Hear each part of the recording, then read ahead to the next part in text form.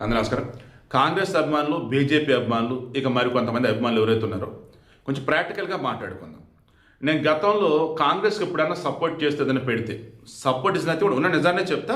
నేను చెప్పాను అక్కడ వాళ్ళు ఫేవర్గా ఉందనుకుంటే ఇక కొంతమంది వచ్చేసి నువ్వు దేశద్రోహి, కాంగ్రెస్ సపోర్ట్ చేస్తావేంటే. నెక్స్ట్ ఉన్న నిజం చెప్పినప్పుడు బీజేపీ ఫేవర్గా ఉందనుకుందాం, దెన్ నువ్వు బత్తాయి అంటూ కొంతమంది కామెంట్లు. ఎవరు వీళ్ళంటే బుర్రా బుద్ధి జ్ఞానం లేనటువంటి వాళ్ళు, నిజాన్ని తీసుకునేటువంటి వాళ్ళు. ఇంకొంత నిన్న బీజేపీకి సంబంధించి డౌన్ఫాల్ స్టార్ట్ అయిందని వీడియో పెడితే హాఫ్ అన్ అవర్ జంట రకరకాల కామెంట్లు. ఎవరు వీళ్ళంటే గతంలో పాజిటివ్ కామెంట్లు పెట్టిన వాళ్ళు, అంటే గతంలో బీజేపీ ఫేవర్గా ఉన్నారని చెప్పేసి అనుకొని వాళ్ళు ఫాలో అవటం కావచ్చు. ఈరోజు ఇదేంటి బీజేపీ వ్యతిరేకంగా పెట్టాడు, ఎందుకంటే డబ్బులు వచ్చినాయా అంటూ హడావుళ్ళు. కొంచెం ఆలోచించండి. ఏపీలో కూడా వైసీపీ ఉన్నప్పుడు కూడా కొన్ని పాజిటివ్ అంశాలు చెప్తారు. ఆ షాక్ అయ్యారు కొంతమంది, ఇదేంటి మీరు పాజిటివ్ కూడా చెప్తారు వైసీపీకి అని. పాజిటివ్ ఉంటే పాజిటివ్ చెప్తారు కదా, అండ్ సలహాలు ఇవ్వాల్సిన సలహాలు ఇస్తారు కదా. కూటమి గవర్నమెంట్ విషయంలో కూడా కొన్ని సలహాలు ఇవ్వాల్సిన వీడియో ఉంది, ఈరోజు ఇస్తాను నేను, వాళ్ళు చేసిన తప్పులు ఎత్తి చూపుతూ. సో ఇప్పుడు నేను చెప్పదలుచుకుంది ఏంటంటే, ఈరోజు ఢిల్లీలో ఈ కాక్రోచ్ జనతా పార్టీ ముసుగులో radicals, left wing, anti nationals ఖలిస్తానం ఏర్పడదు. వాళ్ళు వీళ్ళు గుంపులు వచ్చి ఆడ ధర్నాలు చేస్తూ ఉంటే, పార్లమెంట్ సమస్యల పక్క జరుగుతూ ఉంటే, ఎంటైర్ ఏమంటారు వరల్డ్ మొత్తం ఇదంతా చూస్తూ ఉంటే పరువు పోతుంది ఎవరిదండి? ఇండియాది కాదా? ఇక్కడ ఇంటెలిజెన్స్ ఫెయిల్యూర్ ఉందా లేదా అండి? తర్వాత ఇక్కడ రాహుల్ గాంధీ అండ్ ప్రియాంక వాద్రా రిమైండ్ కొంతమంది కాంగ్రెస్ వాళ్ళు అప్పటికప్పుడు అకస్మాత్తుగా ప్రధాని మోదీ నివాసం దగ్గర ధర్నా చాలాసేపు చేశారు. ధర్నా అది ఇంటెలిజెన్స్ కనిపెట్టలేకపోయింది. అసలు అదేంటి, ప్రధాని ఇంటి దగ్గరికి అసలు ఎవరు రాబోతారు గుంపులుగా ఎందుకు కనిపెట్టలేకపోయారు? అదేంటే లాస్ట్ మినిట్లో రాహుల్ గాంధీ స్కెచ్ అంట. అదంతా ఎంత స్కెచ్ అయినా కానీ ఆ మాత్రం కనిపెట్టలేరా? తర్వాత ఈ సోనం వాంగ్చుక్ చేస్తున్నటువంటి ఆ దీక్ష ఏదైతే ఉందో స్టిల్ ఇప్పుడు సఫ్దర్జంగ్ ఆసుపత్రి నుంచి వేదాంత ఆసుపత్రికి తరలించారట. మరలా నేను దీక్ష చేస్తా అంటున్నాడు. అదేమంటే విద్యార్థుల మీద లాఠీ చార్జ్ చేసి ఎవర్రా విద్యార్థులు? నిన్న మా ఫ్రెండ్ కూడా ఇదే అన్నాడు, అదేంటి విద్యార్థులు అరకం కొడితే నువ్వు ఎవరో వేరే వాళ్ళు అంటావు ఏంటన్నాడు. ఒకసారి విజువల్స్ చూడండి. విద్యార్థులు ఉంటే ఉన్నారు, నేను ఒప్పుకుంటా, ఒకళ్ళు ఇద్దరు పాపం 10 మంది. మిగతా వాళ్ళు అంతా ఎవరు? జంత్ర మంత్ర గొడవలు పగలగొట్టి ఆ రాళ్ళు తీసుకుని పోలీసులు తీసుకురే వాళ్ళ. ఏకంగా అక్కడ ఉన్నటువంటి డ్యూటీ పోలీసు ఘోరం కొట్టారండి. దగ్గర 70 మందిని అరెస్ట్ చేశారని తెలుస్తుంది. బట్ వాళ్ళు ఎవరు విద్యార్థులు కాదు.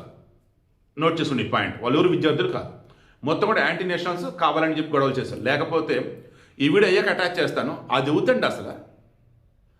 భారత్ మాతకి జే అంటారు, భరతమాత అంటారు. మరి భరతమాతకి మొగుడు ఎవరనేది ఎవత అసలు? అది ఆడదేనా? అదేనా మాట్లాడే పద్ధతి? దేశాన్ని అమ్మగా భావించి ఆ దేశ బిడ్డలో మనమంతా అని చెప్పేసి అమ్మ అంటూ దేశాన్ని భరతమాత అని అంట. ఆ మొగుడంట గతంలో బ్రిటిష్ వాడు అంట. వాళ్ళ అమ్మకేమో మరి నాకు అర్థం కావట్లేదు. చాలా కోపం వస్తుంది నాకైతే. ఇప్పుడంట ఇజ్రాయెల్ వాళ్ళంట మనకి భారత పిత వాళ్ళంట, మన భరతమాత భర్తలు. ఏం చేయలేటువంటి వాళ్ళని వాళ్ళు ఈ కాక్రోచ్ జనతా పార్టీ సోనం వాంగ్చుక్ మీటింగ్లకు వచ్చి అరిచేవాళ్ళు, ఇష్టం వచ్చినట్టుగా వాగేవాళ్ళు. తర్వాత ఈ సోనం వాంగ్చుక్ గతంలో వాగాడండి వీడు. ఏమని? మన సీతాదేవినట రాముల వారట రావణ లంకనించట బయటికి తీసుకొచ్చాక ఇంటికి తీసుకెళ్లకుండా రోడ్డు మీద పెట్టి వేలంపాట వేసాడంట. ఎవరు తీసుకెళ్ళిపోండి అన్నాడట. నేను నచ్చింది ఊరేగని చెప్పేసి చెప్పడానికి కంపరం ముడుతుంది నాకు. అంతా కూడా anti Hindu, anti national batch అంతమంది వస్తూ ఉంటే ఏం చేయడానికి అయ్యా నాకు అర్థం కదా. ఢిల్లీలో గవర్నమెంట్ ఉంది, అవి మీరు దీక్ష అసలు ఎందుకు ఆపలేకపోయారు? అసలు వీళ్ళంతా వచ్చి ఆ రకంగా మాట్లాడుతుంటే మీరు ఎందుకు సైలెంట్గా ఉన్నారు? వాళ్ళ నోరు లేదు ఎందుకు మేయించలేదు? చేతకనే వాళ్ళు కాదా? గతంలో రైతు ఉద్యమం అనేది చేశారు. రైతు చట్టాలు యాక్చువల్ చాలా ఉపయోగం అవి. ఆ రైతు చట్టాల ప్రాపర్ వేలో మీరు కన్వే చేయలేక రైతుల ఉద్యమం ముసుగులో ఖలిస్తాన్ ఏర్పాటు వాళ్ళు ఏకంగా ఎర్రకోట మీద కూడా మన నేషనల్ ఫ్లాగ్ తీసి వాడేదో జెండా పార్టీ ఖలిస్తాన్ జెండా ఏం చేశారు అప్పుడు? అండ్ ఓ రకంగా ఢిల్లీ మొత్తం అష్ట దిగ్బంధనట్టుగా చేసి పడేశారు వాళ్ళంతా. అది అంతేనా? అప్పుడు సిటిజన్స్ అమెండ్మెంట్ యాక్ట్ దానికి వ్యతిరేకంగా అప్పుడు అంతే చేశారా? ఎంతమంది చనిపోయారు అసలు అప్పుడైతే? ఒక ఢిల్లీలో నేషనల్ క్యాపిటల్ ఉన్నటువంటి చోట, అంతా అక్కడే ఉన్నటువంటి చోట ఇంటెలిజెన్స్ ఏం చేస్తుంది అసలు? ఎవరెవరు ఎటు నుంచి వస్తున్నారు ఏంటో కూడా ఎందుకు కనిపెట్టలేకపోతున్నారు? అండ్ ఎవరైనా వస్తున్నారంటే ముందు ఎందుకు అడ్డుకోలేకపోతున్నారు? ఒకళ్ళు వచ్చిన తర్వాత సరే ఎక్కడికక్కడ మొత్తం కంట్రోల్ చేయాలి కదా, ఎందుకు చేయలేకపోతున్నారు? అది ఫెయిల్యూర్ కాదా?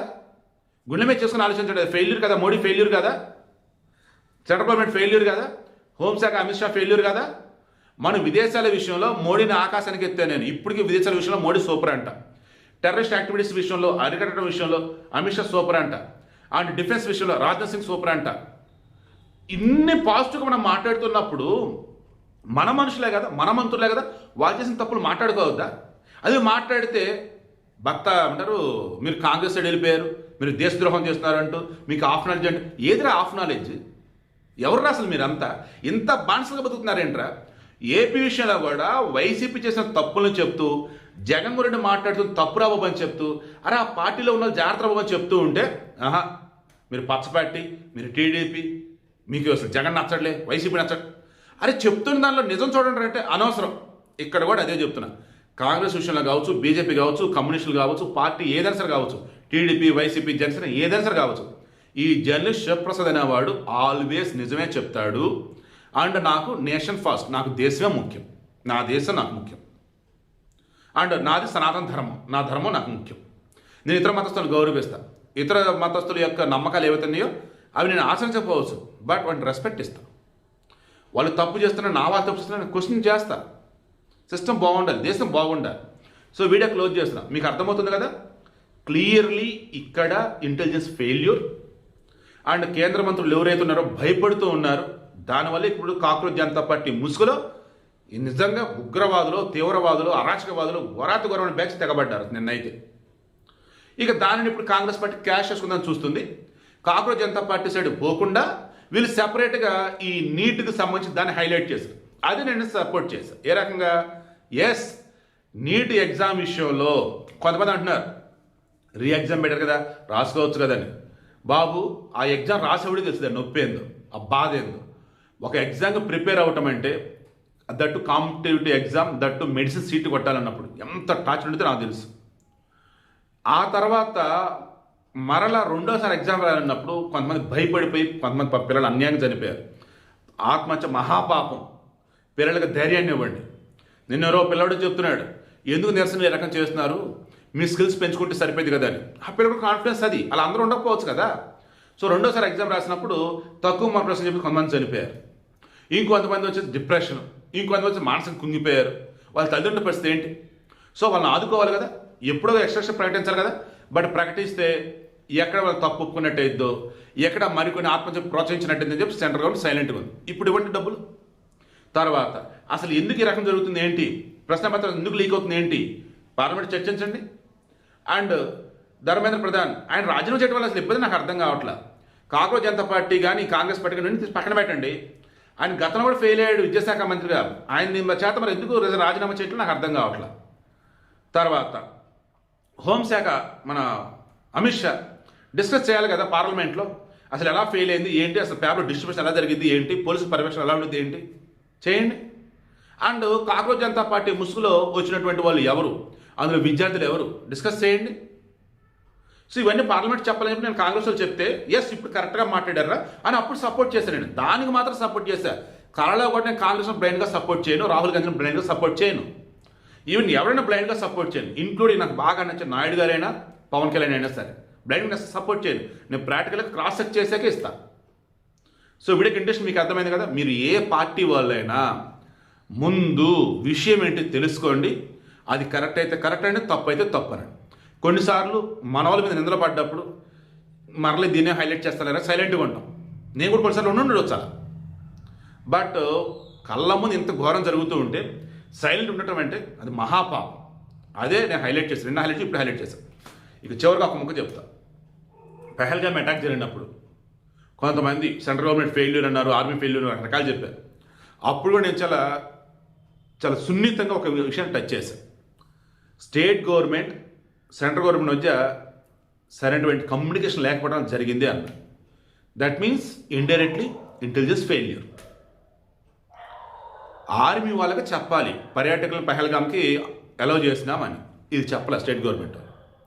బట్ దానికి సంబంధించి టూరిస్టులకు సంబంధించి స్లాట్స్ మొత్తం ఓపెన్ చేశారు. దెన్ మరి ఇంటెలిజెన్స్ వాళ్ళు అదైనా తెలుసుకొని చెప్పాలి కదా ఆర్మీ వాళ్ళకి, ఏవయ్యా మరి అటు సెక్యూరిటీ పెట్టారా లేదా, స్టేట్ గవర్నమెంట్ పాసులు ఇచ్చేసింది పెహల్గామ్గా యాత్రికులు వచ్చేస్తున్నారని చెప్పేసి ఫెయిల్యూర్. ఇక అవునన్నా కదా మనం ఎన్ని చర్యలు తీసుకున్నా ఆ టెర్రరిస్ట్ ముండా కొడుకులు ఏదో విధంగా వస్తారు. బట్ ఆ తర్వాత మన వాళ్ళని హిందువులు అన్నట్టుగా చెక్ చేసి మరీ చంపారు. ఆ తర్వాత ఆపరేషన్ సింధూర్ వాళ్ళకి ఇవ్వాల్సింది ఇచ్చి పడేసాం. బట్ స్టిల్ ఇప్పటికీ ఆపరేషన్ సింధూర్ కంటిన్యూ అవుతుందని అన్నాం. ఎందుకు? భారతదేశం ఏ ఒక్క ఉగ్రవాది దాడి చేసినా అది పాకిస్తాన్ పనే, మీకు తాట తీస్తారా అని చెప్పాం. సో జాగ్రత్త పడ్డాం. బట్ ఇక్కడ ఈ ర్యాలీలు చేస్తున్నప్పుడు మాత్రం ఇప్పటికీ జాగ్రత్త పడటం లేదు సెంట్రల్ గవర్నమెంట్. అందుకే వీడియో ఇస్తున్నాను. ఒక సిటిజన్స్ అమెండ్మెంట్ ఆపేటప్పుడు కానీ, రైతుల ఉద్యమం అప్పుడు కానీ, ఇప్పుడు నీట్ అప్పుడు కానీ, ఏంటి అసలు ఇది? పార్లమెంటుకి వచ్చేసి నిరసన తెలియజేస్తూ వేల మంది రావటం ఏంటి? ఈ వేల మందిలో వచ్చేసి ఎవడెవడో ఉండేసి పోలీసుల మీద రాళ్ళదాడి చేయటం ఏంటి? ఈలోపు దొరికిందే ఛాన్స్ అని చెప్పేసి ప్రధాని ఇంటి దగ్గర వచ్చేసి ధర్నా ఏంటి? కుప్పలు కాంగ్రెస్లో వెళ్ళటం ఏంటి? ఇన్ని ఫెయిల్యూర్స్ కళ్ళ ముందు కనిపిస్తుంటే చెక్ చేసుకొని సరిచూసుకోవాలి కదా. ఎక్కడైనా సరే పాలబడి అనేవాడు తగ్గటం కాదు, కొన్నిసార్లు నెగ్గాలి. ఎలా నెగ్గాలంటే పోయించాలన్నమాట. దేశం మీద ఎవరన్నా దాడి చేద్దాం అనుకున్నా, ద్రోహానికి పాల్పడదాం అనుకున్నా. సో ఈ వీడియోలో ఒక్క చిన్న పాయింట్ అన్నా మీకు తప్పుగా అనిపిస్తే కామెంట్ చేయండి. అండ్ ప్రతి పాయింట్ కరెక్ట్ అని అనిపిస్తే జై హింద్ చెప్పండి, వందే మాత్రం చెప్పండి. చాలు నాకు అది. बेचारों ने ये तो कह दिया कि भारत हमारी माता है, पर ये बाप ढूंढ रहे हैं. अब ये बाप ढूंढ रहे हैं. तो बाप भी तो होगा. तो बाप कौन है ढूंढ रहे हैं? पहले अंग्रेज थे, आजकल कौन है? इजराइल. तो मदरलैंड तो तेरी मदरलैंड हो गई, फादरलैंड कौन है? तो बेचारे इजराइल ढूंढ रहे हैं. ఏం చదవటం సార్? చెప్పు తీసుకొట్టండి సార్.